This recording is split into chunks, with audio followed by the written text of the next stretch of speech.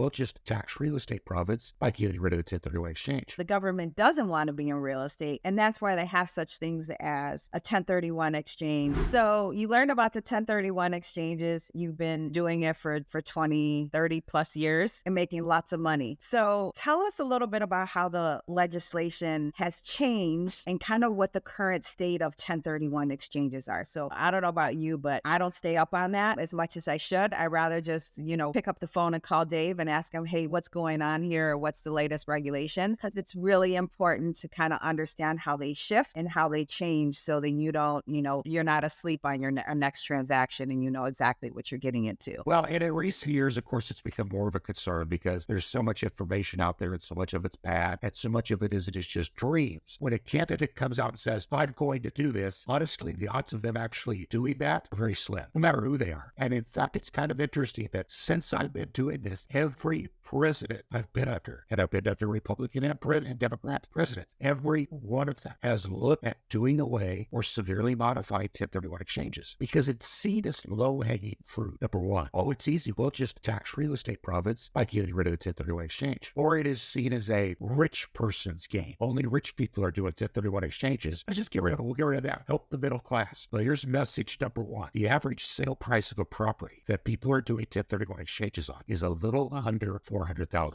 That doesn't sound like the rich people, does it? It sounds like you and me. It sounds like Main Street America. So if you get rid of 1031 exchanges, not hurting the rich people, they're turning up enough that they're going to make happen what they want to happen. You're hurting folks like you and me who have average size rental houses, who want to sell them and keep the tax dollars working for us. So when people start to understand that, legislature, the Congress, the House of Representatives, the Senate, they start to understand maybe this isn't the greatest idea because we're affecting the people that we really want to help. But here's the other thing that gets across. And ever since the current president was elected, in every one of his budgets, he put in the eliminating the 1031 exchange. It was part of his budget. It never made it out of the House of Representatives. And the reason is because once you run the numbers, you start to see that, for every transaction where there's no 1031 exchange, you do get some capital gains tax dollars. But that's at a lower rate than regular income dollars, And so for every dollar of capital gains you get as a Congress, as a government, you lose the ordinary income dollars from two realtors,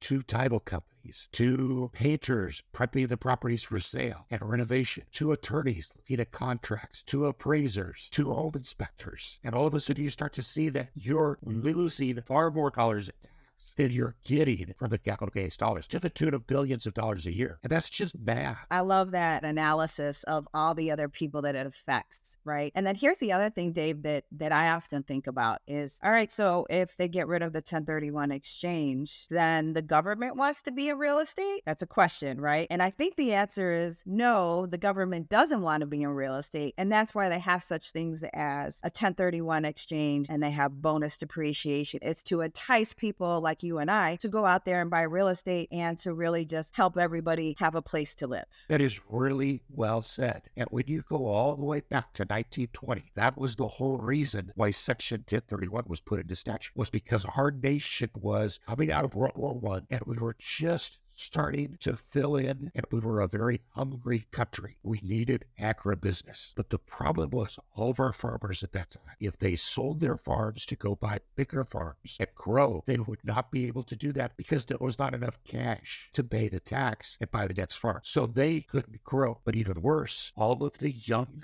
people that wanted to go into farming now had no options to buy small farms because the other farmers weren't selling the small farms to grow bigger. So our nation's agribusiness was at risk for stalling. And when 1031 went into play, now farmers could sell, buy bigger farms. Young people could get into farming by buying an entry-level farm. And so we energized an entire section of our market. And this is why one of my mentors once challenged me to not think of the tax code so much as the way the government gets your dollars, do stuff with, but to think of the tax code as a behavior incentivizer. And if you do the behavior that they want you to do, you will be incentivized with lower taxes. Well, that's 1031 exchange. And I think so far for 100 and some years, cooler heads have prevailed and 1031 has not been touched. It appears that the current administration is a lot more energetic about wanting to get rid of it. They've not succeeded so far. But I did hear, when you asked, one of your questions prior was, what's going on with the legislation? I did happen to go back and contrast what the two tax proposals are. And as we know, all President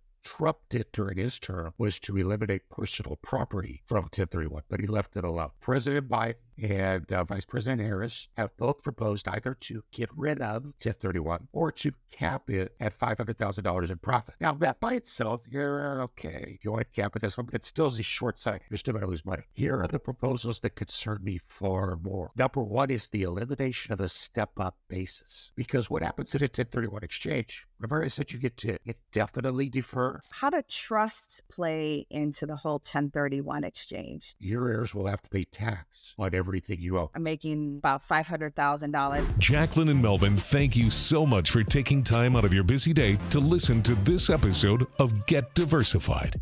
Please make sure to subscribe to our podcast so you don't miss out on future episodes. Finally, stop by our website and follow us on social media. Ciao for now. Make it a great day, and we'll see you next time. And remember, get diversified.